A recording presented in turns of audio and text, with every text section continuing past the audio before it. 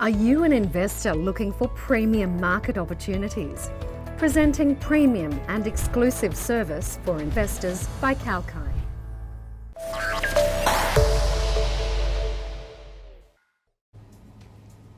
Hello and good morning and a very warm welcome. Thanks for joining us here on Kalkine TV for the ASX buzzing stocks for the day.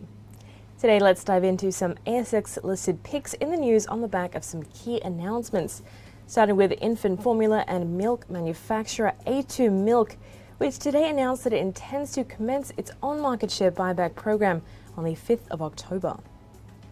The company said that the buyback program might run for up to 12 months to acquire nearly 37 million ordinary shares through the ASX and NZX at the prevailing market price from time to time.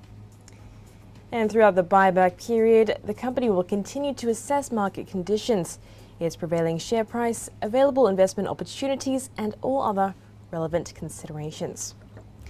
And today, A2 Milk shares traded at $5.37. Following this, Australian publicly listed media company, Nine Entertainment said the director Nick Falloon will not seek re-election to the board of the company at Nine's annual general meeting in November this year. In a statement to the ASX, the business said that Falloon will retire from the Nine board immediately before the meeting. He will remain as a director, chairman of Domain, in which Nine is a 60% shareholder.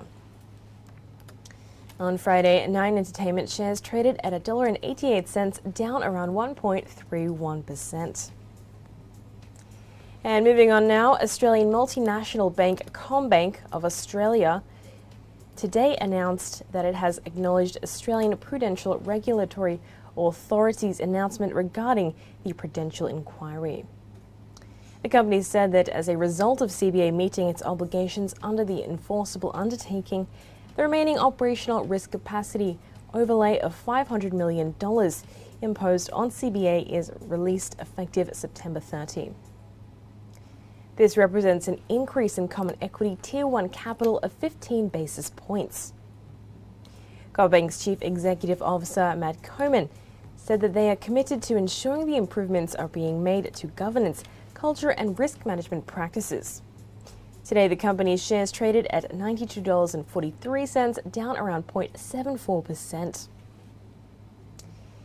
Meanwhile, the Australian Competition and Consumer Commission has released a statement of preliminary views on the authorisation sought by Telstra and TPG for their proposed regional mobile network arrangements. The ACCC has called for further submissions and looks forward to hearing from stakeholders about its preliminary views. Telstra and TPG are asking the ACCC to provide authorisation for the deemed acquisition of certain TPG spectrum. And under these agreements, Telstra would obtain 169 of TPG's mobile sites in outer suburban and regional areas, where about 17% of Australians live. TPG would then shut down its remaining 556 mobile sites in those areas and acquire mobile network services from Telstra for mobile coverage. The Commission's final decision on whether to grant the authorisation to Telstra and TPG will likely be announced in early December. And on Friday, Telstra shares traded at $3.87, down 0.26%. Then finally, Australia's largest manufacturer and distributor of aftermarket four-wheel drive accessories, ARB Corp, today announced that it has appointed Robert Fraser as chairman of the board effective immediately. Roger Brown has announced his retirement after serving for 35 years with the company. He will remain a non-executive director and will serve as chairman of the Remuneration and Nomination Committee. And today, ARB Corporation shares traded at $27.79, down around 2.7%. And that is a wrap on this edition of the ASX buzzing stocks for the day, but do stay tuned for more episodes coming your way next week. Till then, keep it locked on Kalkine TV for more market updates. I'm Holly, signing off.